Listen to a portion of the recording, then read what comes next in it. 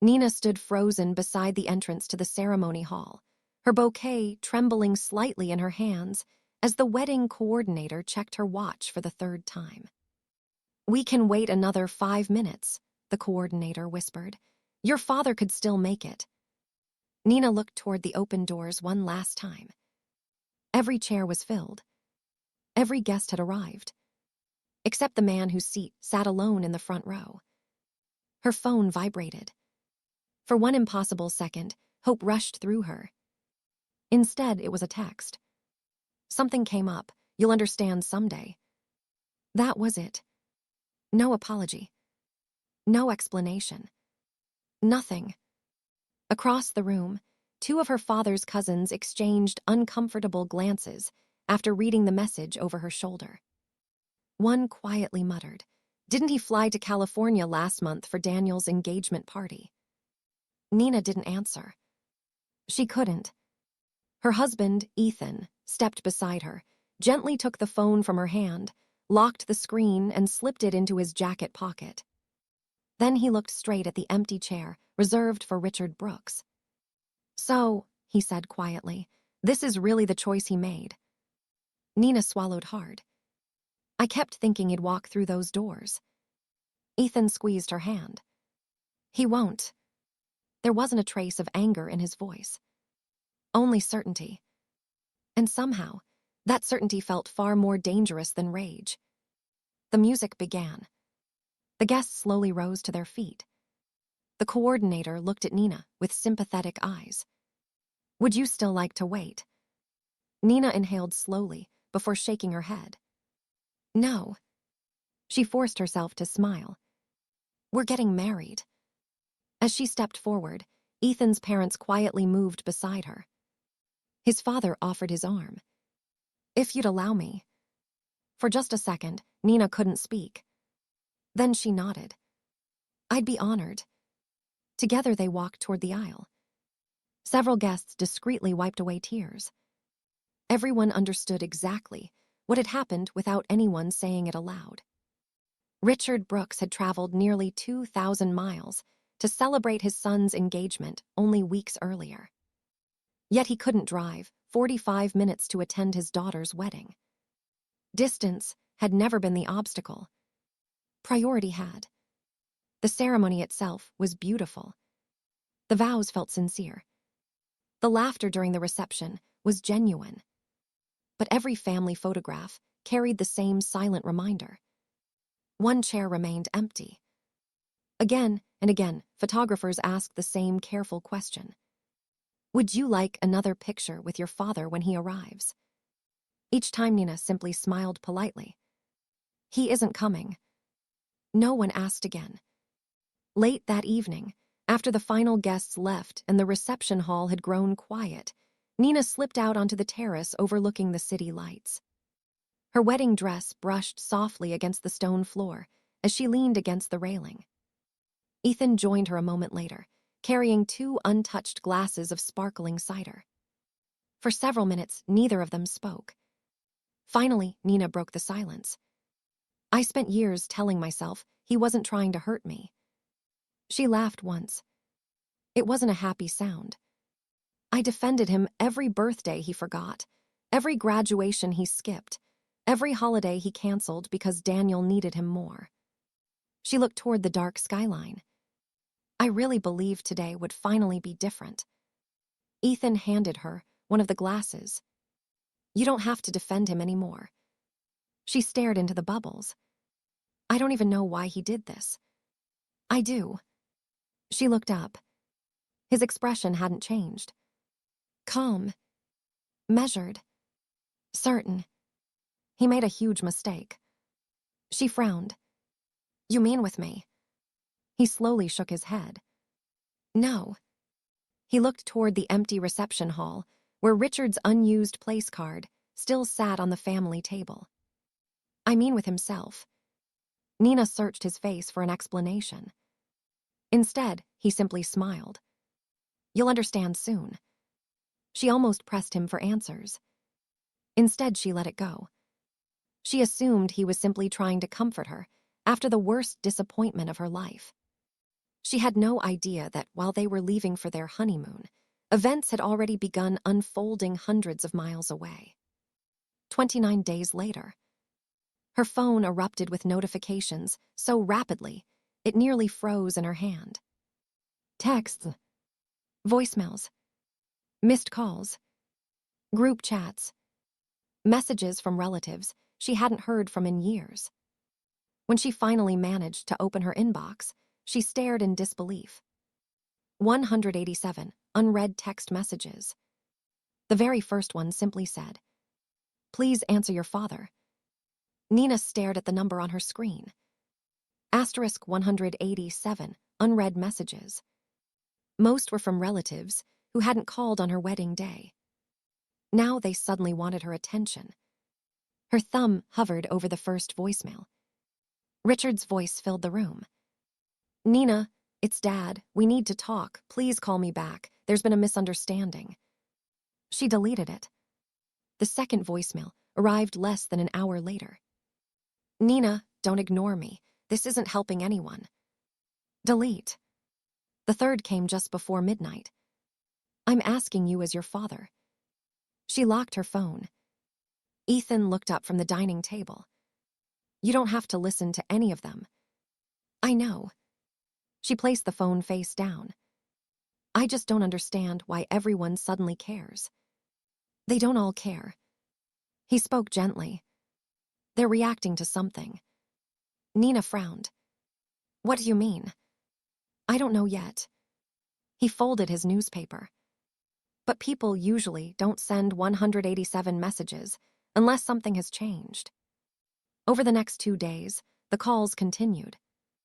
An aunt she hadn't spoken to in 3 years left a cheerful voicemail asking how married life was before awkwardly adding, "And maybe you could call your father when you get a chance." A cousin who never even congratulated her on the wedding suddenly texted, "Families shouldn't stay divided."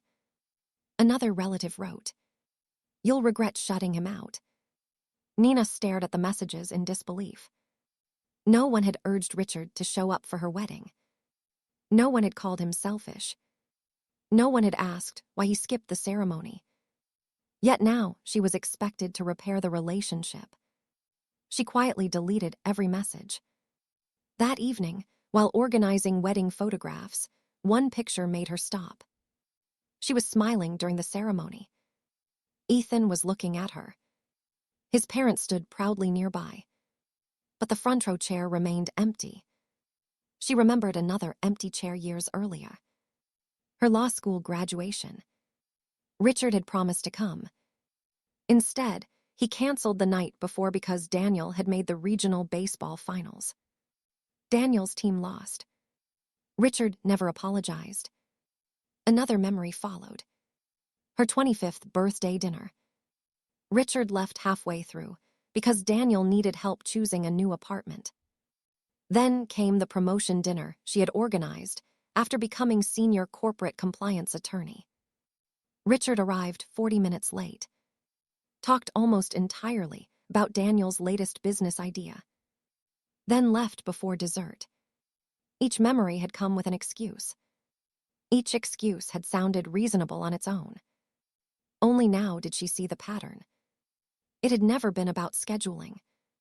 It had always been about choosing. Ethan walked into the room, carrying 2 mugs of coffee. "You've been looking at the same picture for 10 minutes. Nina handed it to him. "I kept thinking the wedding was different." He studied the photograph. "No, it wasn't." "It was." He looked at her. "This time you stopped pretending it didn't matter." She slowly nodded. For years, she had explained away every disappointment. She had defended her father to friends, to coworkers, even to herself. The wedding had finally stripped away every excuse. On the 4th day, Richard reached her directly. She answered before she could change her mind. "Nina." His voice sounded unusually restrained. "I'm glad you picked up." She remained silent. "I've been trying to reach you. I noticed. You've misunderstood what happened." She waited. I had responsibilities.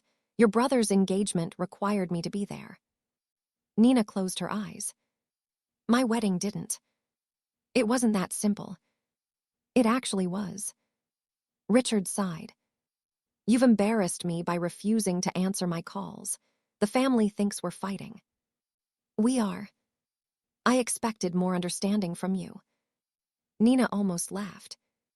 You expected understanding. I thought you'd realize how important Daniel's engagement was. She spoke calmly. So important that my wedding wasn't. He didn't answer. For several seconds, the line remained silent. Finally, Nina asked the question she had been carrying since her wedding day. If my wedding wasn't worth attending. She paused. Why is seeing me suddenly so urgent? Silence. Longer this time. When Richard finally spoke, his confident voice had disappeared. Nina. He swallowed audibly. Can we please meet, today? Before Nina had time to decide whether she would meet Richard, her phone lit up again. Not with private messages. With notifications from the Brooks family group chat. She hadn't opened it since the wedding. Now there were more than 80 new messages. Her Aunt Melissa had written, "Someone please get Nina to answer her father." An uncle replied almost immediately. "He's admitted he handled things badly. Let's stop making this worse." Another cousin chimed in. Life's too short to stay angry over one mistake. Nina stared at the screen. One mistake. Not years of broken promises. Not birthdays. Not graduations. Not the wedding.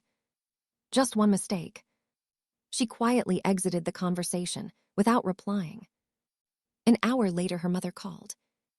"Nina, please don't ignore me. I'm listening. Your father is under a lot of pressure.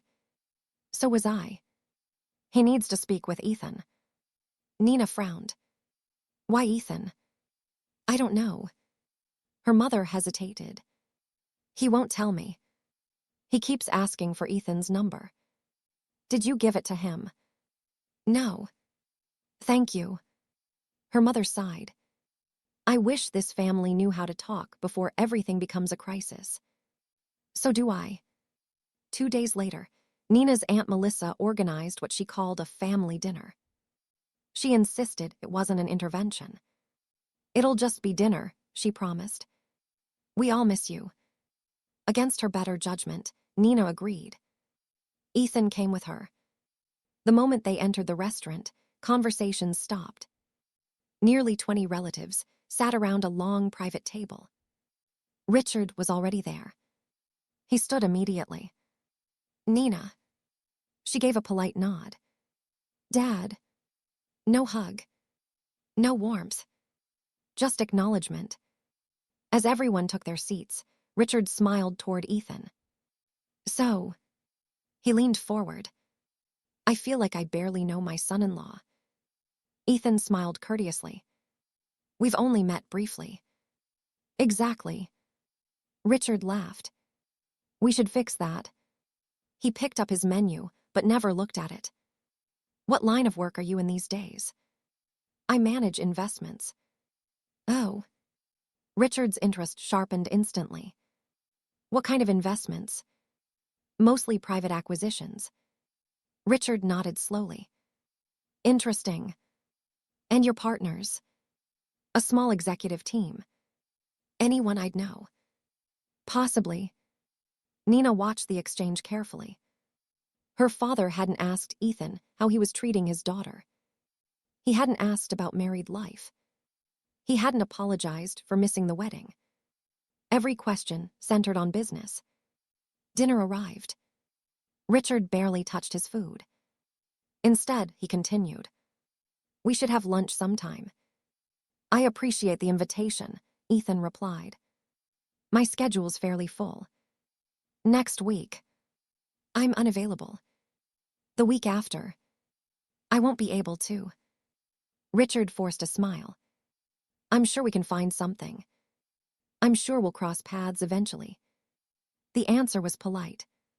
Final. Richard's smile faltered. Across the table, Nina's cousin leaned toward her. Your dad's been trying to meet Ethan for weeks. He has. He asked Uncle Steve for Ethan's number. He asked me too, another relative admitted. I thought he was just trying to make peace. So did I, someone else added. Richard immediately interrupted. I simply wanted to get to know my daughter's husband. No one challenged him. But the explanation didn't match his urgency. As dessert was served, Nina excused herself to get some air. She stepped onto the restaurant patio. A voice behind her quietly said, You've noticed it too. She turned. It was her great uncle Harold. Retired. Observant.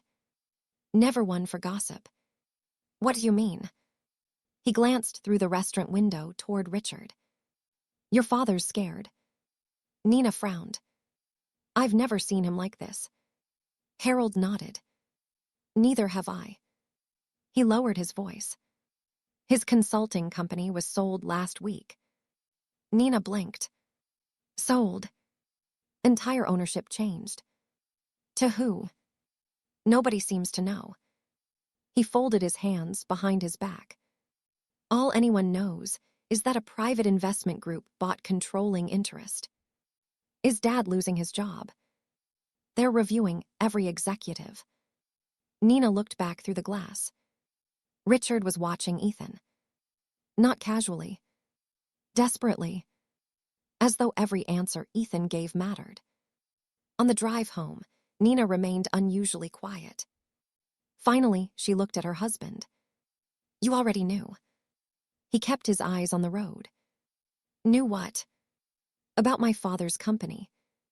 A faint smile crossed his face. I knew ownership changed. And you didn't tell me. It wasn't my story to tell. She studied him. You weren't surprised tonight. No. Why? He was silent for several moments. Then he answered calmly. Because everything is happening exactly when it was always going to happen. Nina turned toward him. What does that mean? Before he could answer, headlights swept across their driveway.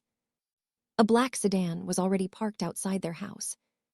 Richard stepped out before they even turned off the engine.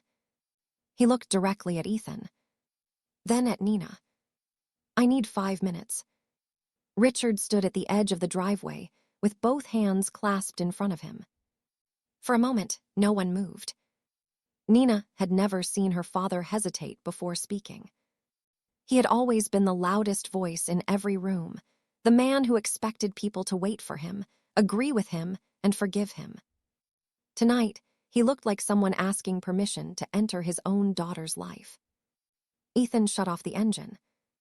I'll give you 5 minutes, he said calmly. Richard nodded quickly. Thank you. The three of them stepped onto the front porch. The evening air was quiet, except for distant traffic. Richard looked at Nina first. I owe you an apology. She waited. I shouldn't have missed your wedding. His voice sounded sincere. But only for a moment. I handled the situation poorly. Still, Nina said nothing. Richard shifted his attention to Ethan. I'd really appreciate the chance to speak privately. Ethan shook his head. If you have something to say, you can say it in front of Nina. Richard hesitated. I'd rather not. There won't be private conversations. The answer wasn't hostile. It was simply final. Richard exhaled slowly. I made the wrong decision. Nina folded her arms. Which one? The wedding. What about it? I should have been there. She nodded once. Why? I misjudged the situation. No. Richard frowned. No. You didn't misjudge anything. She looked directly into his eyes. You made a choice. He lowered his gaze.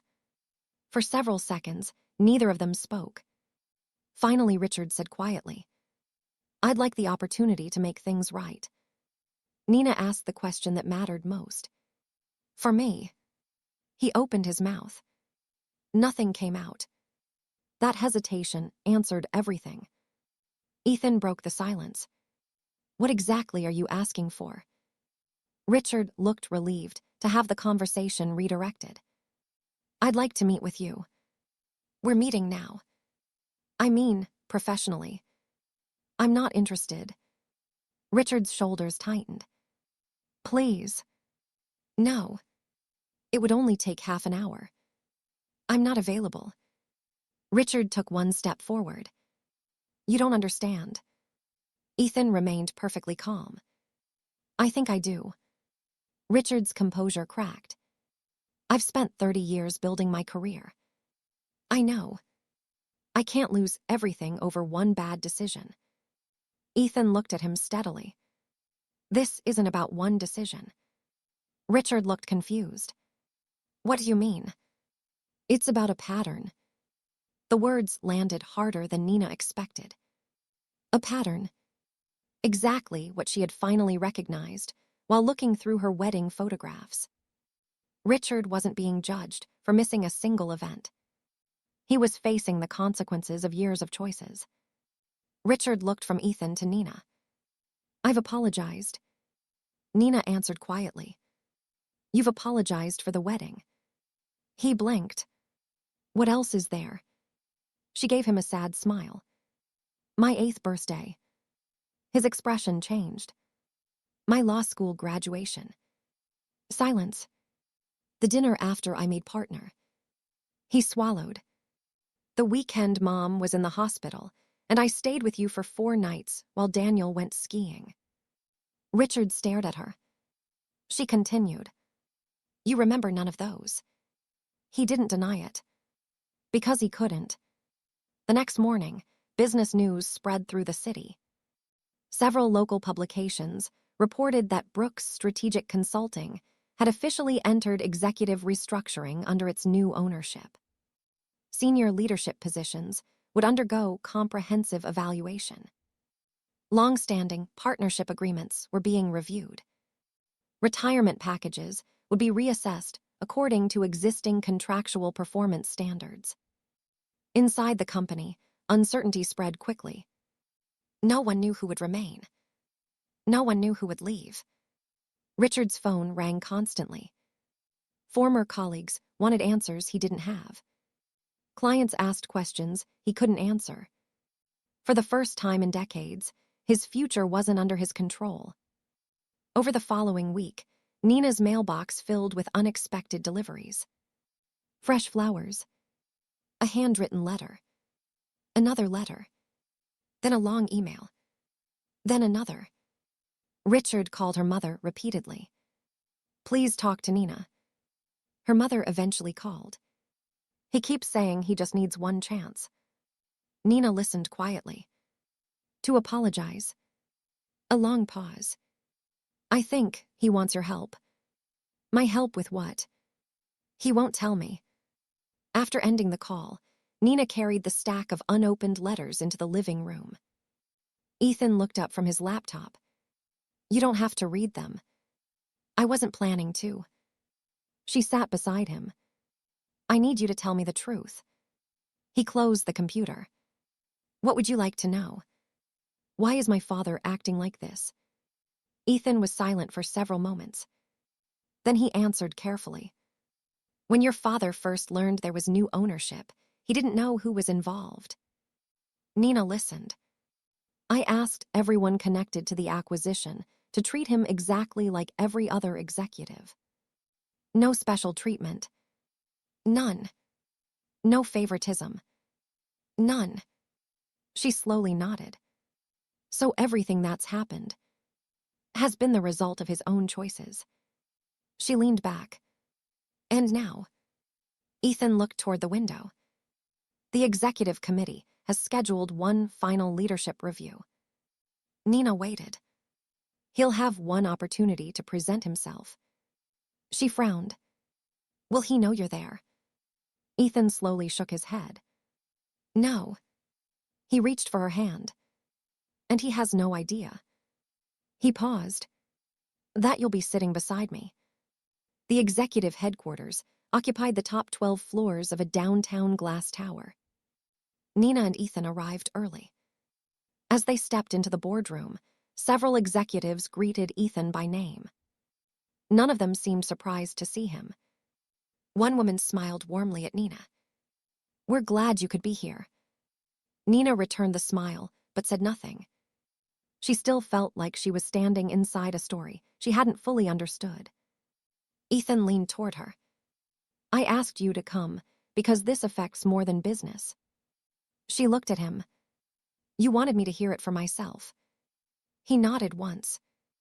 "I wanted everything to be honest." A few minutes later, the conference room door opened. Richard walked in carrying a leather portfolio. He was dressed exactly as he always had been for important meetings. Perfect suit, perfect tie, perfect posture. He looked confident until he saw Nina. He stopped walking. Then his eyes shifted to Ethan. Slowly, the color drained from his face. "You." He looked around the room. Every executive was already seated. Only one chair remained empty. At the head of the table, Ethan walked calmly toward it. Richard stared in disbelief as Ethan took the seat. The room fell silent. One executive cleared her throat. "Mr. Brooks, thank you for coming." Richard never looked away from Ethan. "I don't." His voice faltered. "I don't understand." Ethan folded his hands on the table. "You were told today would be your final executive review." "Yes." "That hasn't changed." Richard looked at Nina again, then back at Ethan. "You own this company." Ethan answered without hesitation. "I founded the investment group that acquired Brooks Strategic Consulting." Richard's portfolio slipped from his hand and hit the floor. No one moved to pick it up. For several seconds, the only sound in the room was the echo of the falling case. Richard finally whispered, "The wedding." Ethan nodded. "I was there."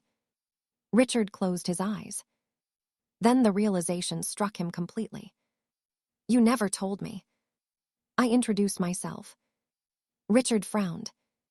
"When?" "The night you met me after Nina, and I got engaged." Ethan's voice remained calm. "You asked what I did." Richard nodded slowly. "I said I worked in private investments." You did." "You spent the rest of dinner talking about Daniel." Richard couldn't argue. Because it had happened exactly that way. One member of the executive committee opened a folder. "Our review is based on leadership, judgment, integrity, and professional conduct." Richard looked desperately at Ethan. "I know I made mistakes." Ethan answered quietly. "So do we." Richard drew a shaky breath. "If I'd known who you were." Ethan interrupted him. "That's exactly the problem." The room became still. "If you had treated Nina differently because of my position." He shook his head. "Then your character would have depended on my title." Richard lowered his eyes. "You should have shown up because she is your daughter. Not because her husband was wealthy. Not because of business. Not because of opportunity. Because she mattered." Nina watched her father struggle to respond. For the first time in her life, he had no excuse. The committee continued the review. They discussed company performance, leadership evaluations, internal feedback. Then one executive summarized the issue. The acquisition was never influenced by family relationships. Richard looked confused. The executive continued. "Your attendance at the wedding would not have guaranteed your position." Another executive nodded. "But it would have given us the opportunity to know you personally." She paused. "Instead, we evaluated the person you chose to be afterward." The flowers.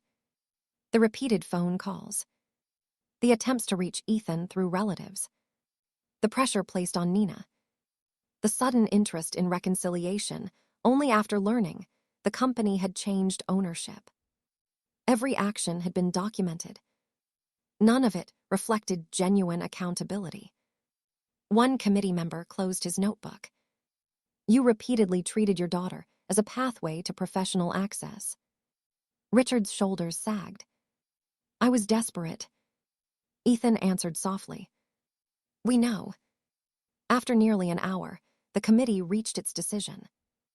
Richard's executive partnership would end immediately under the terms of his existing contract. His retirement package would be reduced according to the performance and leadership provisions he had agreed to years earlier. He would receive the benefits he had earned. Nothing more. His title would end. His authority would end. His influence inside the company would end. Richard remained seated long after the meeting officially concluded. No one celebrated. No one mocked him. The decision spoke for itself. Outside the building, Richard caught up with Nina before she reached the parking garage. "Nina." She stopped. He looked older than he had only a month earlier. Not because of the meeting. Because something inside him had finally broken. "I need you to know something." She waited. "When I apologized before." He looked down. "I was trying to save my career." She didn't interrupt. He continued. "But today," his voice cracked, "today I realized I lost my daughter long before I lost my job." For the first time, he wasn't talking about business. He wasn't asking for Ethan. He wasn't asking for help. He wasn't negotiating. "I'm sorry." The words were simple, unpolished, real. Nina believed him. She also knew believing him didn't erase everything that had happened. She stepped closer. "I forgive you." Richard looked up hopefully. "But forgiveness isn't the same as going back." His shoulders slowly fell. "I understand. I spent years waiting for you to choose me." A tear rolled down her cheek. "I'm done waiting." Richard nodded silently. There was nothing left to argue. Life moved forward. Brooks Strategic Consulting continued under its new leadership. Employees who had feared the restructuring gradually settled into the new culture. Performance mattered. Integrity mattered. Titles alone did not. Daniel quickly discovered that his father's former influence no longer opened doors for him. He had to build his own reputation. For the first time in his life, he understood what Nina had always lived with. Ethan never spoke publicly about Richard's role in the company. He believed humiliation wasn't leadership. Results were. A year later, Nina and Ethan celebrated their first wedding anniversary. The dinner was small.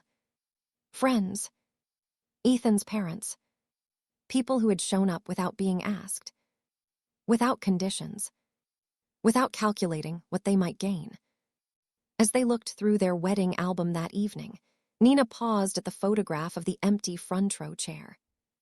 She smiled, not because the memory no longer hurt, but because it no longer controlled her. She closed the album, reached for Ethan's hand, and walked toward the life they had built together. Richard wasn't part of that future. That wasn't revenge. It was simply the consequence of choices made over many years. He had crossed the country without hesitation for the child he favored. But the one journey he refused to make was the one that cost him everything.